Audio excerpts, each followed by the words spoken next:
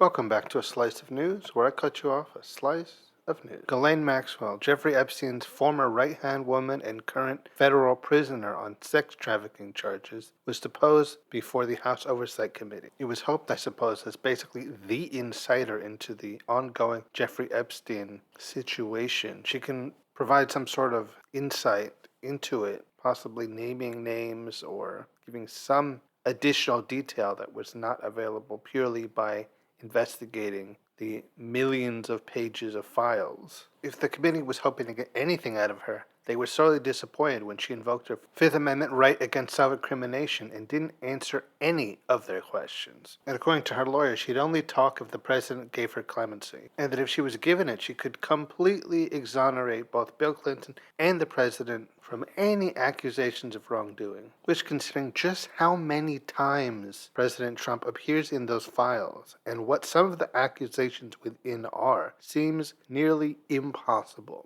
To me, that seems an incredibly transparent ploy to get the president to give her protection by claiming that she can definitely exonerate him entirely. She knows he's guilty of this stuff. He knows he's guilty of this stuff. The only way she could possibly exonerate him is if she just lied. Something she's very familiar with, as she's been caught lying under oath multiple times. So why she'd have any motivation to tell the truth at all once she's granted basically immunity is beyond me. She's basically saying, President Trump, if you give me protection, I will definitely lie for you, and then they will get off your back about this whole Epstein stuff. You tell me what to say, I will say anything you want. It's such obvious bait, but it's also obvious that it's exactly the kind of thing that the president would take. Especially because he knows that she knows what he did, and that if she decided to actually come out and tell the truth, he would be in worse trouble than he already is, which seems almost impossible at this point. She's tight-lipped right now, hoping for presidential protection, but I wonder, what if that doesn't come? What if he's not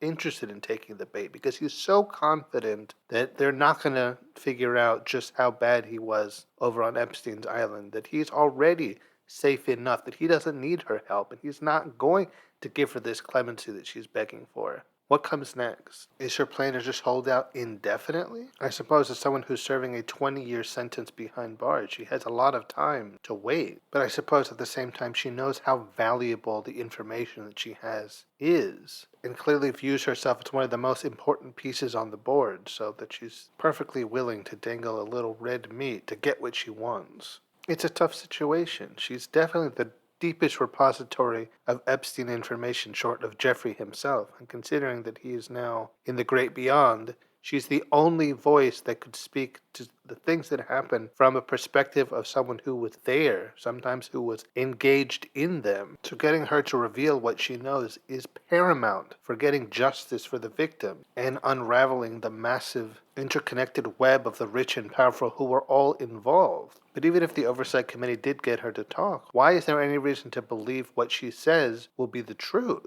She's basically a star witness, but she's not a trustworthy witness, and clearly is only interested in divulging what she knows if she's given something in return for it. I think one thing that has been a constant throughout this entire Epstein situation is the reality that everyone involved protects each other. And accountability for the awful things that took place on that island and elsewhere, thanks to Jeffrey Epstein, simply doesn't exist. The way I look at it, if she's trying this hard to get protection from the president in exchange for assurances that she can definitely clear his name, it could not be a clear sign that they are both incredibly guilty. And even though he's pulled his strings and had her moved to a minimum security facility that more resembles a resort than a detention center, Ghislaine Maxwell doesn't want to spend the next 20 years there. So she would likely say anything, even if it was an outright lie, if it meant getting the president to get her out of prison. It really is a tough situation. The reality is that there are a lot of things that only she knows, that only she can give the intimate details about, because she was involved at the heart of everything. The Oversight Committee and the American people as a whole really would like to know the things that she knows and the names that she can reveal. You could really make an argument that they deserve to have that information, and that she needs to say what she knows and stop hiding behind the Fifth Amendment to protect her and give her the ability to not speak on them. But on the other hand, she's someone who's been caught perjuring herself, and there's really no reason to trust anything that she has to say, especially if it only comes after exoneration from the president. But the reality is also that if she does come out and speak the truth and give all the information that she's been withholding, that would almost be signing her own death warrant. There's no way that the powerful people that she'd be naming and implicating would let her live much longer once she did. It would be basically painting a target on her back, just waiting for the hammer to fall on her. In all likelihood, if she spilled the beans, she's just going to end up like Jeffrey, dead in her cell. It's actually almost ironic. The fact that she was moved to a minimum security facility would actually make it easier, potentially, for a bad actor to get into the facility and give her the Jeffrey Epstein treatment. The much more secure facility she used to be held in was actually probably more safe in that situation because, of course, it's much more secure. It would actually have protected her far better than the one she's in now. And even if she does manage to keep what she knows a secret and not reveal any of it, she's still running the risk of someone deciding that she should never be able to reveal it and have her taken care of to ensure her silence remains permanent. Now, obviously, I can't imply that that would be likely, but considering just how deep this rabbit hole goes, it's certainly not impossible and definitely not implausible. I know it's kind of become a meme to say Jeffrey Epstein didn't kill himself, but given what we know now, and the types of people that are implicated in this, the idea that Jeffrey Epstein had some help taking himself out seems almost too plausible not to be reality. The amount of coincidences involved in his death seem to stretch credulity past the point of breaking. So if we accept at least the possibility of that, we must also accept the possibility that they will do it again to Ghislaine Maxwell to make sure that she either never reveals what she knows or gets taken out in retaliation for revealing what she knows. I suppose in some way she finds herself in a situation where she's damned if she does and damned if she doesn't. If she speaks the truth, she's basically assuredly going to have to confess to crimes which would only increase her 20-year sentence, which is already far longer than she has any interest in serving. But if she stays quiet, she's still stuck behind bars for the next 2 decades, even if those bars are as comfortable as possible, which is likely why she's trying to get the president to get her out of prison to begin with. That way she can stay quiet and say nothing and not be compelled to testify against herself, but also not leave herself vulnerable in that minimum security prison for someone to come in and keep her silence permanent by arranging a bit of an accident for her. The reality is that begged for clemency from the president is likely not to come. As a man obsessed with optics, President Trump probably knows that pardoning her would look bad for him, and he's not interested in anything looking bad for him right now, when his approval ratings are only lowering by the day,